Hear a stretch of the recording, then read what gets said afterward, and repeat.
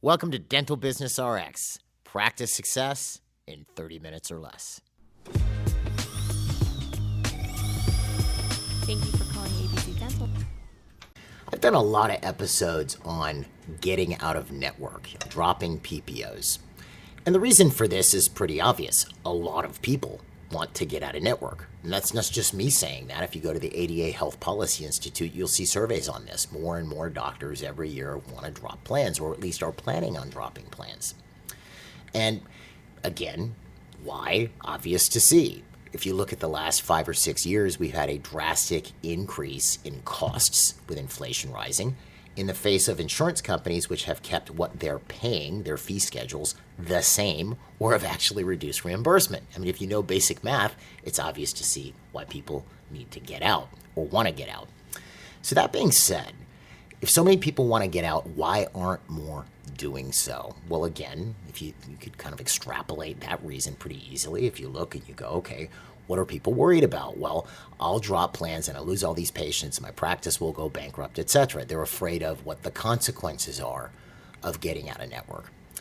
So what I thought would be interesting for this week's episode, because I've always talked about when I talk about getting a network, is here's how you do it, and here's how it's positive, etc. Let's look at that downside for a second, because especially with newer clients, have we seen that? Have we seen people who came in here and dropped plans and it turned out wrong? Well, yes, we have. But then we can identify what they did that made it turn out wrong. So that's what we want to talk about this week, specifically the failure points that can cause dropping plans to not work out. And joining me this week, I have Sabri Bloomberg, the Deputy Chief Operating Officer here at MGE. She's also in charge of all of our technical delivery. If you've listened to the podcast for any length of time, you'll know Sabri. If you haven't, this is your first introduction to her. She's super smart. She really knows her stuff. We're also married, which, but whatever. Even if we weren't, I would still say that. And I truly believe, as a coworker and a teammate, incredible. Thank you. All right, so I have Sabri here. So Sabri, Yes. let me ask you some numbers first. Yes. Just so I can get an idea of what we're looking at, because you see a lot of our new clients. I do.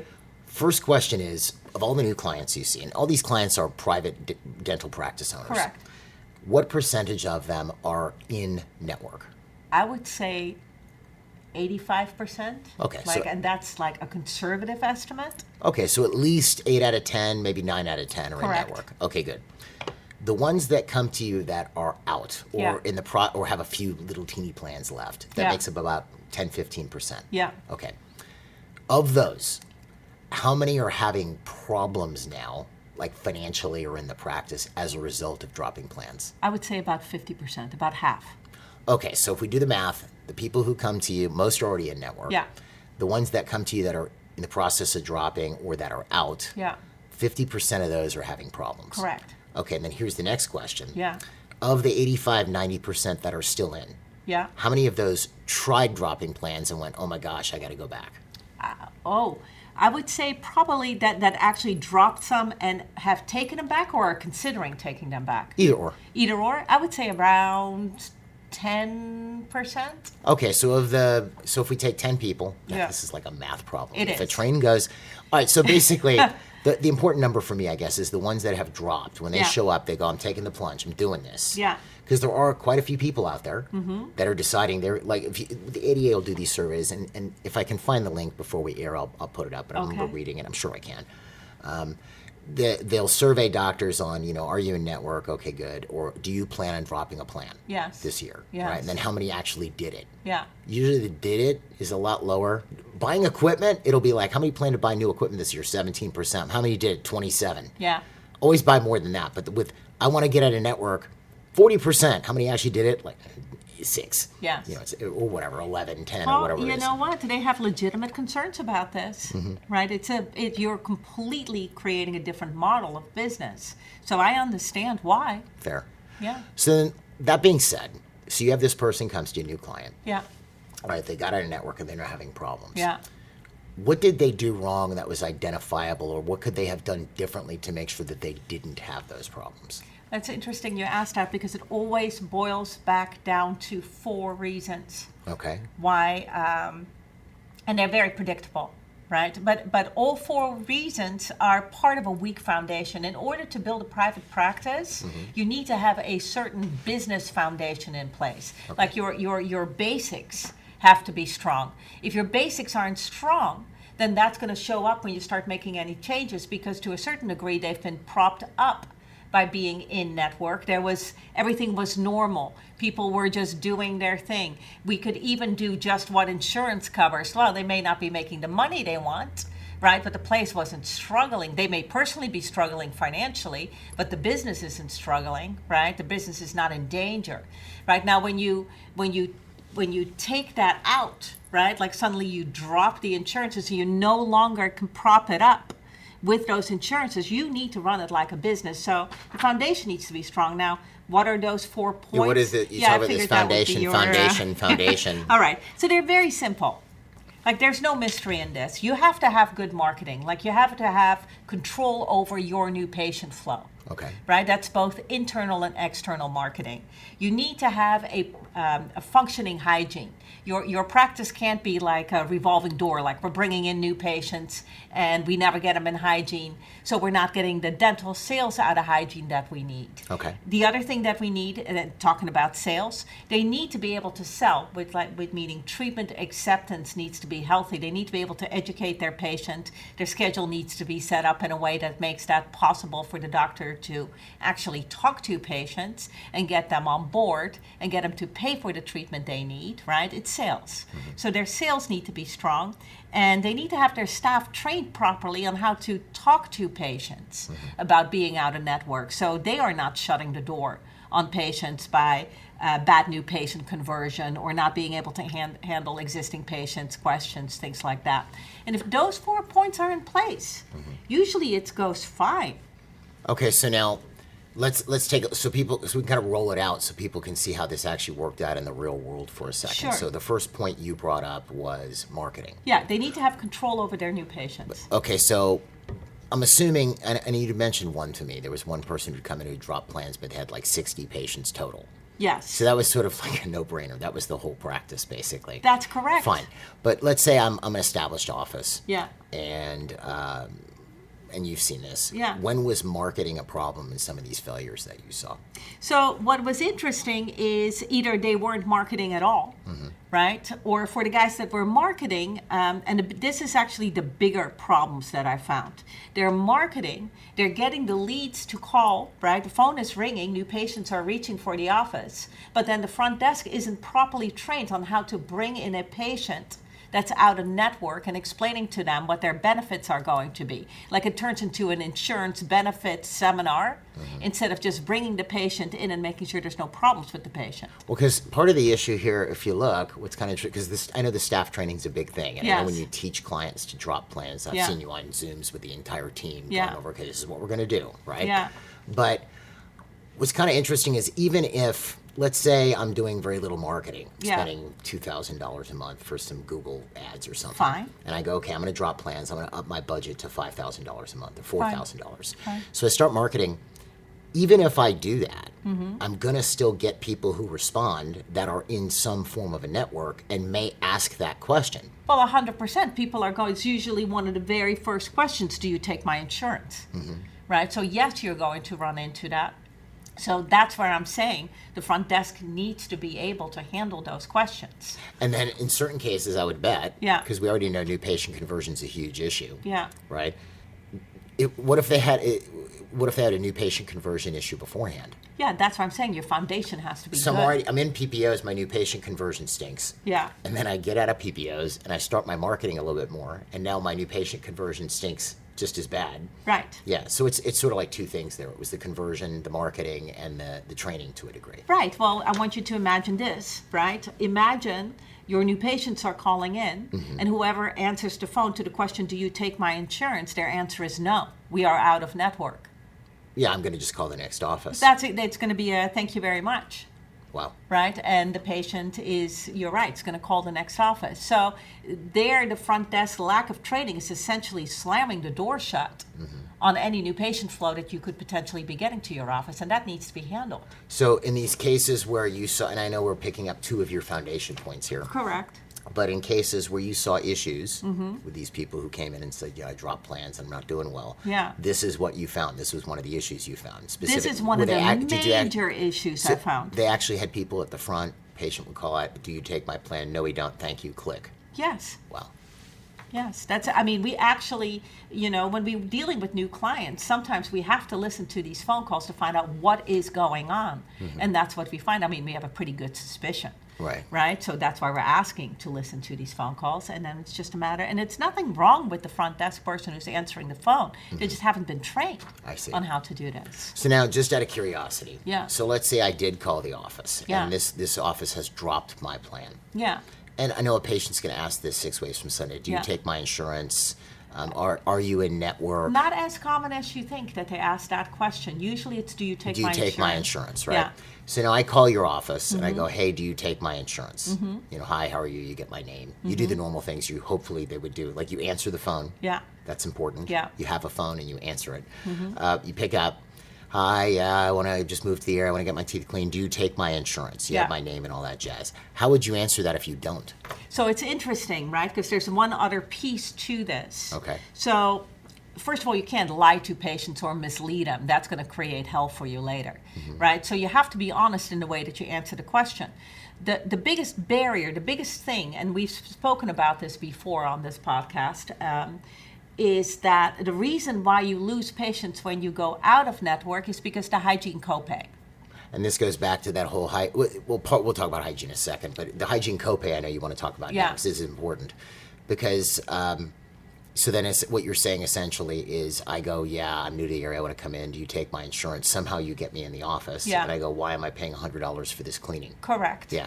Correct. But your existing patients as well, right? And even if it's only $15 that they're paying extra for a cleaning, they're not used to doing this. So you're introduced to change, and people are funny when it comes to change. They don't respond real well to that. Human beings just don't. They don't like change. There's a small percentage that's okay with it. But as a vast majority, so it's not the fact that they have to pay the $15 or even the $50 and they can't afford it, or it's a problem. In some cases it may be, but that's not the big issue. The big issue is, why am I paying for this? I thought my insurance paid for this. And that's, yeah, you can handle some of these people, but that's the main reason why you lose existing patients and have problems with new patients when you go out of network. It's not the dentistry, No, because I'm they're not used cutting you to off. paying for the dentistry. I want to talk about this. That's Yes. why I was just saying, 'cause before you move on to the next thing. Yeah. Because this one's important. And Yes. this I know, because this was something you piloted with clients initially. When did you start doing this? I would say 3 years ago. Okay. I started trying to figure out what is the best way to do it, and really taking a look at, like, why do we have patients leaving because there's usually still benefits, right? And that was, by survey, the number one reason. So then we came up with this plan.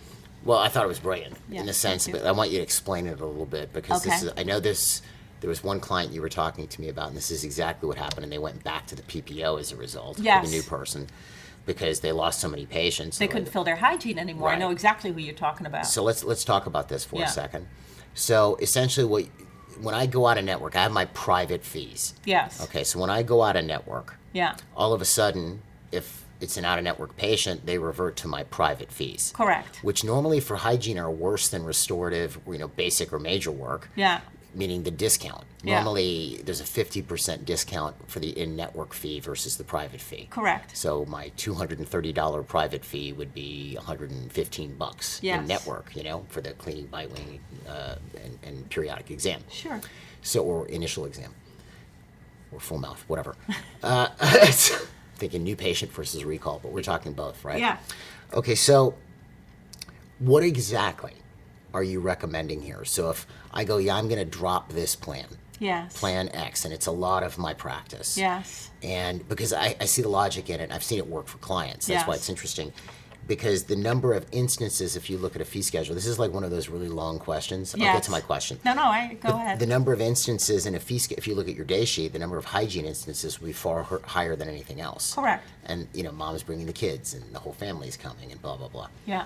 So it's something you're running into a lot, and Yeah. I'm used to having it paid for 100%. Yeah. So what exactly are you recommending? I drop plan X. What do I do? So what you do is, so in insurance, and most people know this, but there's 3 fees, right? So you have your negotiated fee schedule, right? That's if you're in network, what you're going to get paid. Negotiated. I know. Nobody I know. negotiated anything, but I know. go ahead, yeah. What?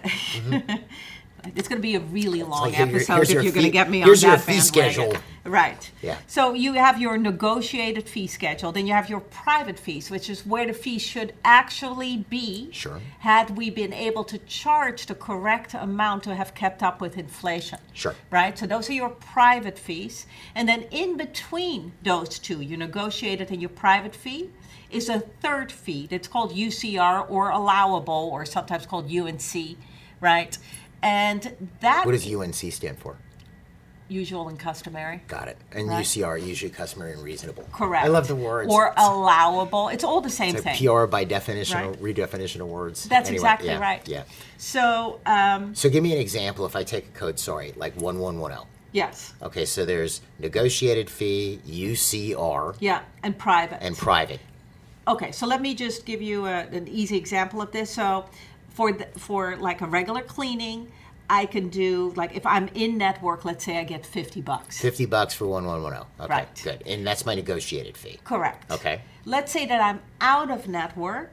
Let's say I get 150, or my private fee is 150. My private fee is 150. Yeah, like if you don't have insurance and you come to me and I'm just charging you, you're going to pay 150 for that code. 150 for 1110. Yeah. In network negotiated fee, $50. Correct. Okay, what's the UCR fee? So the UCR is essentially what the insurance companies think your private fee should be. Okay. So they have set a cap on what they are going to pay for a certain code. Don't they call it max allowable too? Max Got allowable, it. that's what I'm saying. It's either called allowable, max Sure. allowable, UNC, UCR, like it's all the same word.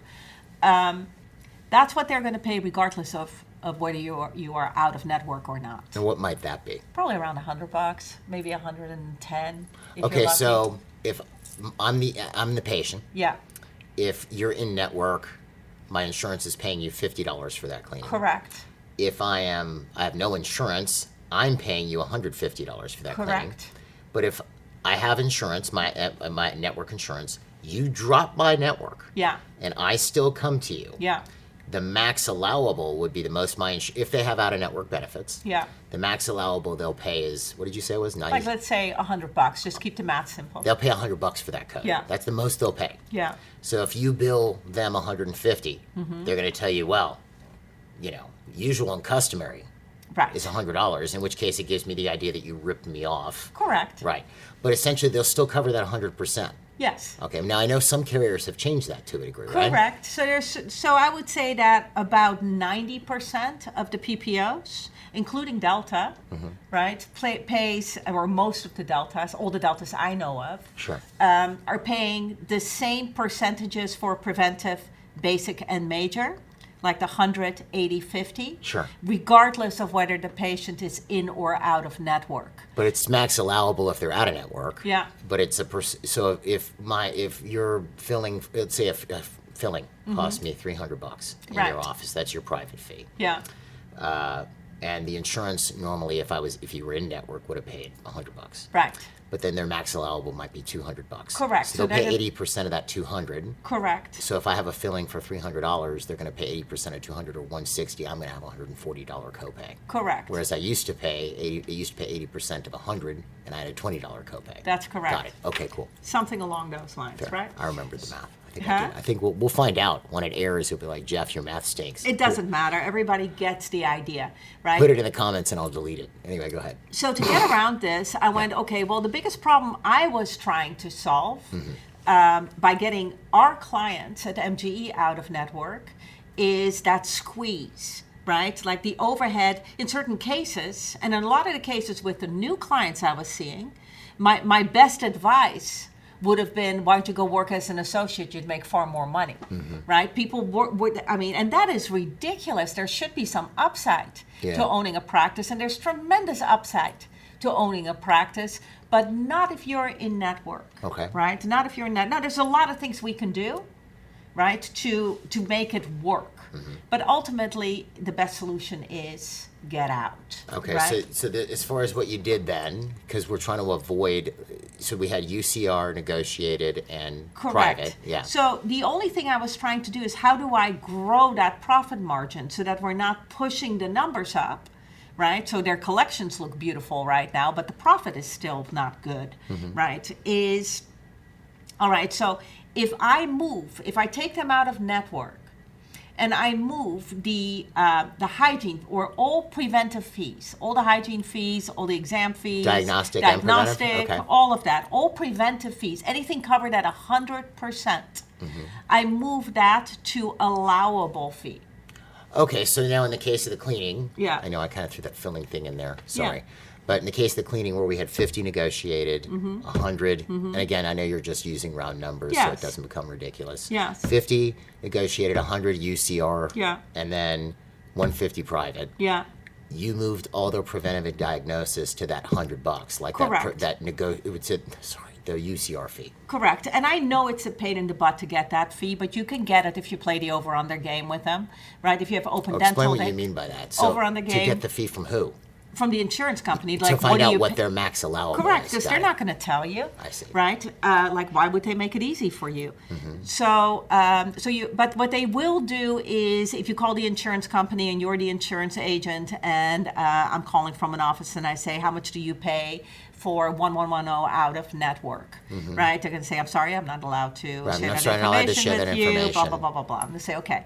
Well, is it more than $100? Then I would say lower, Lower than that. Okay, so is it like $90? higher. Higher than that. They're like, and so that's the over on the game. It's Until infantile. it is infantile, but here's the thing: they're a business, and I understand they're trying to grow their business. It's just not what side of the business I'm on, right? So. So you get those negotiated fees from the plans that you are in network with, and then based upon the average of that or the lowest one, which is still going to be much higher than you were charging For negotiated fee. for negotiated fee, you're still going to make more money on Sure, hygiene. sure. But now I am no longer in a position where I have to charge my hygiene patients their copay when I'm out of network, with the vast majority. So just to be clear, so you're basically finding out what the negotiated fee is for all the preventive and diagnostic codes. Yeah. You're taking that for the biggest plan you have, or the average, or the biggest lowest fee. Yeah. So if I had 3 big plans and the lowest was for a 110 was 90, Yeah. that's probably that's the fee I'd probably pick. Yeah. Because then I'm going to get 100% coverage when I go out of network on cleanings for that patient. Correct. So now I'm lowering Yeah. all of my preventative diagnostic fees for everybody. Correct, because you to can that only have amount. one fee schedule. Okay, so then in essence, for the private patients, then Yeah. I'm lowering their fees as well. Yes, you are. And so you're going to give up some money by doing that. Not that you're. Am I though? Because if 80% of my practice is in network, I'm already getting I'm getting $50 for that cleaning. I mean, when I say give up some money, you're still going to make more money out of Heck yeah. hygiene than you were making out of hygiene, but you could have made more from your private patients. So you're going to give up a little bit of money from your private patients in order to make a lot of the dentistry, right? So meaning that all my 80 and 50, I'm moving up to private fee. Got it. Right, and that's usually not a problem because the patient is used Well, to back up. having. That was said pretty quick. Yes. So you're taking preventive. Yes. And you're moving that to UCR. Correct. So that in our example of 1110, we had $50 negotiated, 100 UCR, 150 private. Yeah. You're moving it to that $100. Correct. But then basic and major Yeah. procedures, endo, restorative, crowns, etc., implants, etc. Anything not covered on the preventive. All of that is going up to private fee. Correct. Got it. So now, why? Why? Because you're not changing anything. The patient is used to having that conversation with the dentist. They know they're going to have to pay something. Got it. Right? So are you going to run into patients that are going to say, yeah, but I can get this done cheaper if I'm in network You're going to somewhere get else? that done even if you're in network. Right. And but now you're sitting in front of the patient. So if you know how to sell, remember back to the foundation pieces, right? Marketing, reactivation, sales, train the staff, right? If you know how to sell, that's very easy to handle. Like, yes, my friend, you can go get this done cheaper, but you're sitting in front of me now, and the most important thing is that you get this done right, and you get this done in a way that it lasts. And that's what we're going to do here. So yeah, you're going to pay a little bit more in order to get it done right, right? But if we do it right and you maintain it and you stay in hygiene, right, to maintain it properly, you're going to be fine. It's going to last. Okay, so then... And a lot of people will pay for quality, you know? They don't necessarily, like, dentists tend to focus on, yeah, but patients are really concerned about the price.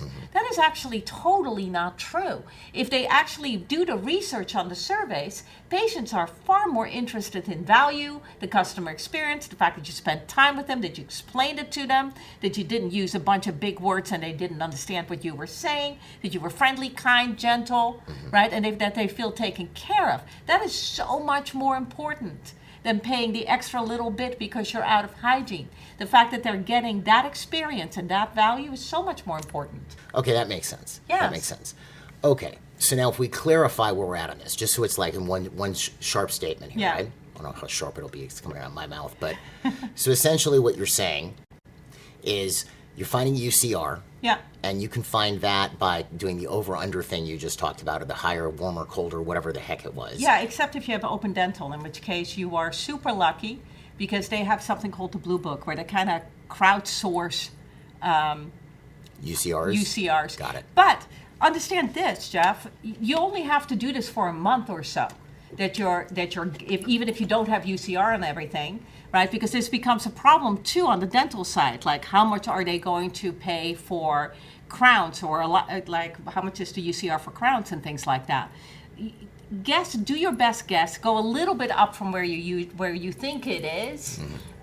Worst case scenario, you cut some refund checks. But in a month's time, you have those EOBs back. Just start a spreadsheet. Got it. And now you have UCRs. The UCR will be on the EOB. Okay, so I get this. So you're raising your preventive fees. You're putting at UCR 100%, so that they're covered at 100%. Yes.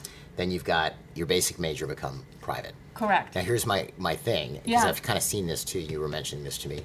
Some insurance companies are getting wise to this. Oh God, they're doing all kinds of stuff, right? But as far as what are they? Because I know basic, major, and preventive, you got 150, 180, 50. So it used to be that pretty much everybody had 80 or 180, 50, regardless of whether they were in or out of network. But you have to understand. You're saying the patient. So if I went to an out-of-network office, they were going to cover 180, 50 of what was considered UCR. Correct. Like, that was the way it was a few years ago. But they're seeing us do this, and you know, you have to understand they're businesses. So they're going to do whatever they need to do in order to protect their business assets, and we can vilify them for that. But you know, they're protecting. They're going to do what they do. Yeah, they're a business. Right, so to respond to that, you can see that the out-of-network benefits for certain plans are going down in order to screw with people doing something like this. Like they're becoming less money, or are they becoming, like they're changing the percentages? Well, they're changing the percentages to like 90,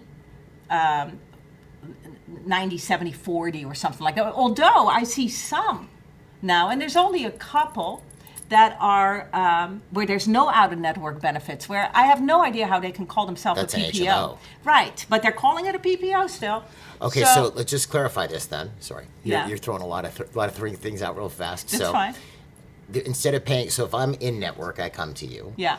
They're going to pay 180, 50 of whatever the negotiated fee is. Correct. If I go to the practice down the street that's not in network, they're going to give me out-of-network benefits. Let's say it's a plan that does. Yes. They're not going to pay 180, 50 Yes. of UCR. Yeah. They're going to pay 90, 70, 40 of That's UCR. correct. Got it. But there's not that many that are doing that. It's a small percentage of it. Like, listen, there's no perfect solution. Sure. Right? So we came up with what is the solution that's going to cover the majority of scenarios we're running into. Got it. And that's what this is. It's the easiest way to do it. But to kind of circle back down to, so there's going to be like 10% that have a copay for hygiene, and you for just $12 or something. Yeah, but your staff just, because we didn't go up to private fee, so it's not going to be much. And that's a matter of your staff being trained on how to have that conversation with the patient. And it's so minimal that it really usually isn't a problem,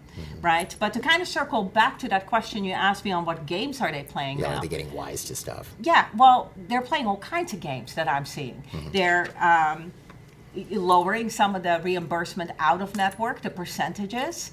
I mean, some of them are buying dental practices, Jeff. Yeah. They're buying dental practices. They have whole AI algorithms now that deny your claims faster than I can send a narrative, right? So they're automating. Now, they're not automating the paying of your Yeah, claims. I don't think that, someone asked me about that. Like, Yeah. you think AI is going to handle claims payment? And I went, probably not, because if you think about it with AI agents now, Yeah. you could have it where if you had an agent in your software Yeah. and it's submitted to the insurance company, an agent in theirs for a cleaning, Yes. that could be paid within 24 hours. That's correct. That could be in your bank account within 2 days. It could be in your bank account. If we're truly using AI on both sides, it can be done the same day. No, it might take a day to get to your bank To account clear. is all. Yeah. Okay, so they're doing all kinds of stuff, basically. Right. So their game is not to make the payment side of it efficient, right? Their game is to make the denial side of that efficient. At least that's where they've started. Got it. Right? I can't speak for them. Maybe they have it in the works and I'm just not aware of it yet. Right. But I was just doing research on this. Right? And it's quite amazing what they're doing and what's happening in So the industry. insurance is becoming more complex. Yeah. And this is sort of like the mini shameless plug I wanted to insert here, right? okay. I get one or two an episode. Yeah. But I know insurance has become more complex. And I Yeah. know for a while, I'll kind of, if you don't mind, I'll tell your story a little bit. Yeah. Sabri, you were outsourcing or recommending that clients outsource this because salaries are going up. And the quality of person, especially with all the stuff insurance companies are doing that is required to file insurance, Yeah. the training, the knowledge, the skill is becoming more and more difficult to find or create that person. Yeah. And I'm going to be paying a lot of money for said person. Yeah, you want somebody competent doing this. Right. So you made a good point, which is, wouldn't it be better to use that person to help get patients back on the schedule or help present treatment, or they'd be better used doing things to actually boost the practice. Right. So you started outsourcing, or not, you couldn't outsource, it was a client's account, but you recommended clients outsource insurance filing. Correct, because it did two things. It freed up a staff member for me to actually drive business that was trained to drive business back into the practice, right? And it was cheaper in most cases to do it. And when you're in network, right, when you're figuring out the overhead, every dollar matters. So you Right. have to figure out, okay, where am I going to make up all the money that I'm giving to insurance companies by taking those discounts? So that was one of the ways to do it. So so when you started recommending clients outsource, Yes. then you started to get back not Chaos. So, yeah. What kind of when you say And not chaos? always. Like, I don't want to make it like an absolute because that isn't true, right? But there was enough chaos coming back on like unhandled accounts receivable, collections numbers dropping. I see. Right? Just chaos. Got it. So then, just so you guys know what Sabri did, finally she kept on trying to find the right company to do this with, so she actually created her own. She's still here doing what she does, but she created her own company that does this. It's more of a, I hate to use the word boutique, but she created a insurance billing company called Smile Care Claims. Yeah. Right.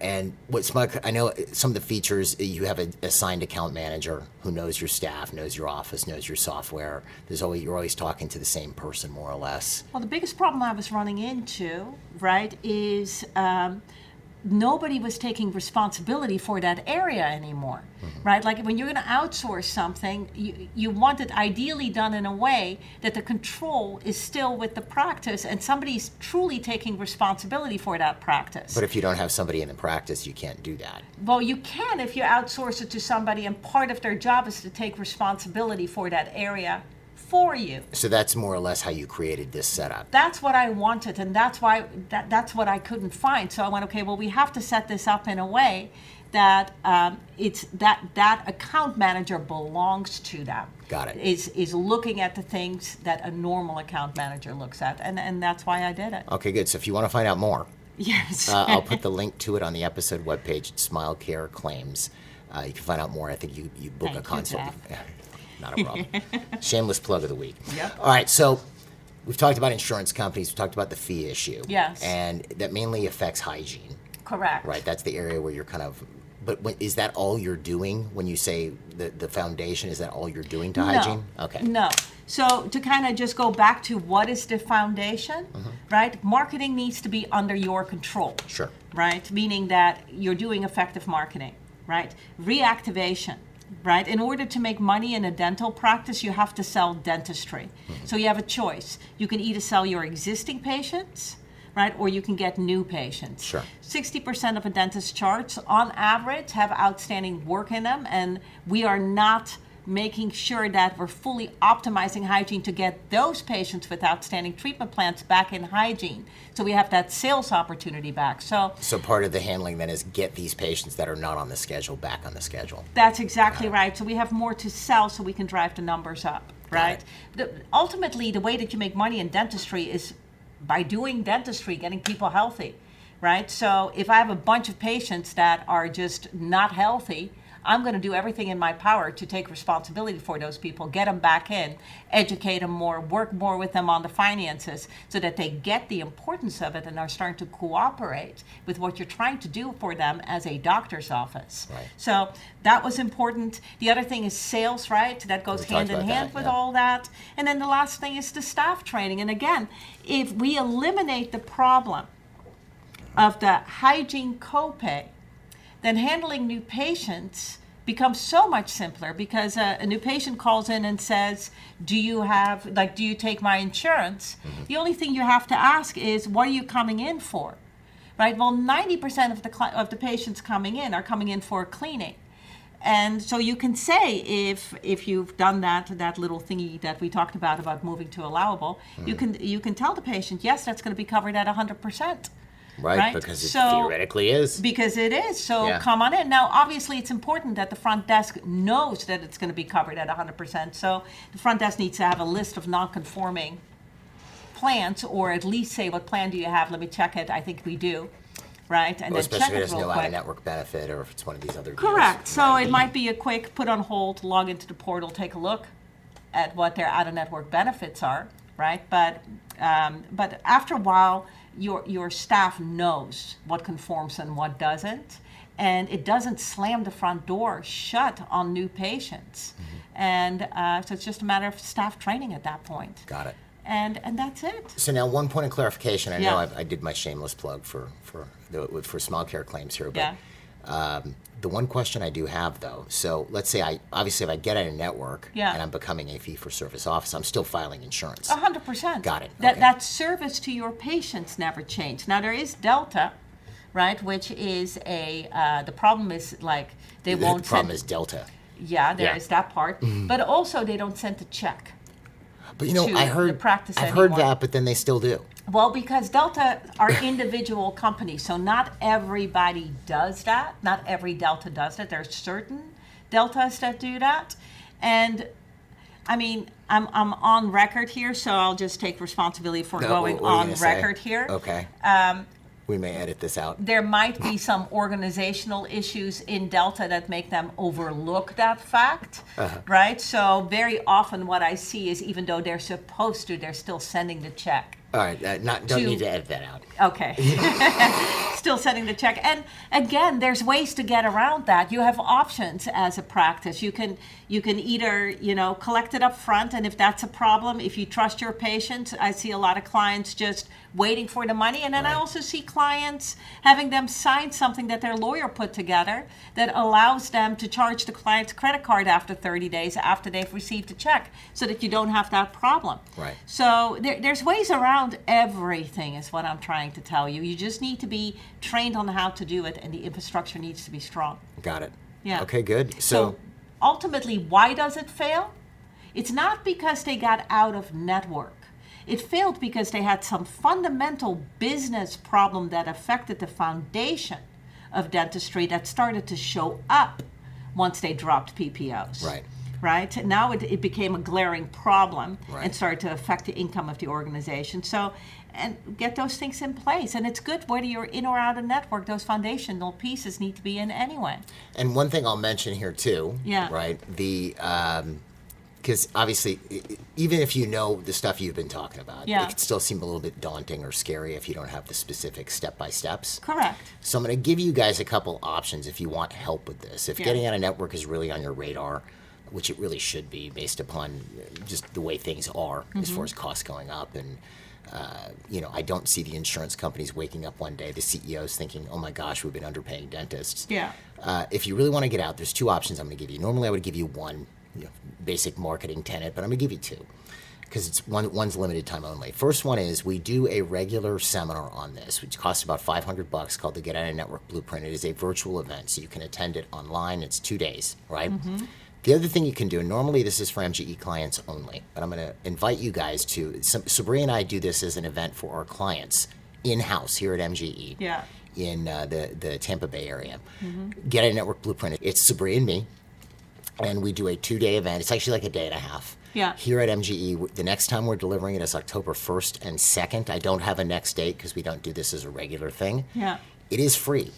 If you're a listener, right, and you would like to come to the Get Out of Network Blueprint that we're doing at no charge here at MGE, there's travel costs, obviously.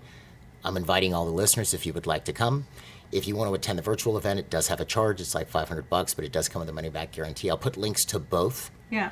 The in-person and the virtual one. But we'd love to meet you if you want to come down and see us, and we'll lay out the whole process for you, the entire process of getting out of network from start to We'll finish. answer all your questions. We'll go through your specific scenario Well, if Sabri there's has an scripts issue. for this stuff. She has scripts, ways to train your team, what to tell your team, how to drop the plans, everything. We hand all of that out there, right? Consider it our community service to dentistry. Yeah, so you can do the virtual one.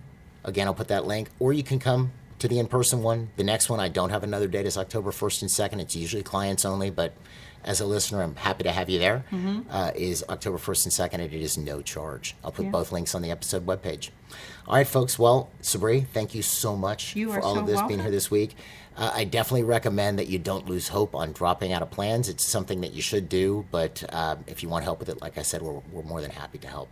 Yeah, and if I can say one more thing, right? A lot of people dream about getting out. I wouldn't say I get with any new client that doesn't want to be out of network, right? It's lots of people have done it now, and it's not an all or nothing thing. You can put it on you can gradiently do this. Right, you do it in baby steps. You do it in baby steps, but they have to start taking the first step, which is research it, find out about it, take a look at different ways to do it, see what different people recommend, right? Like get educated on it, and do a little one, and see that the world didn't end, and your practice didn't go bankrupt because you dropped a plan. So do it on a gradient, whatever gradient's comfortable for them. Cool. Otherwise, if you want to get the whole plan, Yeah. you can come see us in October or do our virtual event. Sounds great. Yeah? Okay, cool. So, folks, if you want to find out more about MGE, you can find us online at mgeonline.com or call us at 800-640-1140. Have a great week, and we will see you at the next episode.